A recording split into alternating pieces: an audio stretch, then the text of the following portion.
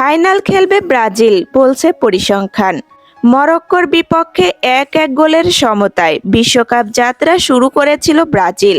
উদ্বোধনী ম্যাচে কার্লো আনচেলত্তির শিষ্যরা নিজেদের সেরাটা দেখাতে না পারায় ষষ্ঠ শিরোপা জয়ের স্বপ্ন নিয়ে সমর্থকদের মনে কিছুটা উদ্বেগ তৈরি হয়েছিল।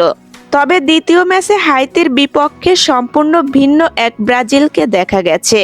ফিলাডেলফিয়ায় অনুষ্ঠিত এই ম্যাচে প্রথমার্ধেই 3-0 গোলের স্বস্তিদায়ক লিড নেয় সেলেসাওরা। ম্যাথিউস কুনহার জোড়া গোলের সঙ্গে ভিনিসিউস জুনিয়রের অসাধারণ এক গোল ব্রাজিলকে শক্ত অবস্থানে পৌঁছে দেয়। বিরতির পর আরও কয়েকটি গোলের সুযোগ তৈরি করলেও ব্যবধান বাড়াতে পারেনি ব্রাজিল। তবুও পুরো ম্যাচ জুড়ে বলের নিয়ন্ত্রণ ও আক্রমণে আধিপত্য বজায় রেখেছিল আনচেলত্তির দল। প্রথমার্ধের দাপুটে পারফরম্যান্সে সমর্থকদের মনে নতুন করে স্বপ্ন জাগিয়েছে। এই আশার পেছনে রয়েছে বিশ্বকাপ ইতিহাসের একটি আকর্ষণীয় পরিসংখ্যান।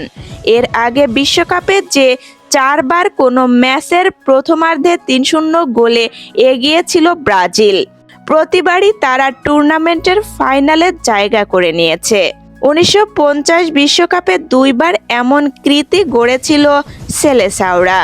এরপর 1998 ও 2002 বিশ্বকাপেও একই ঘটনা ঘটেছিল।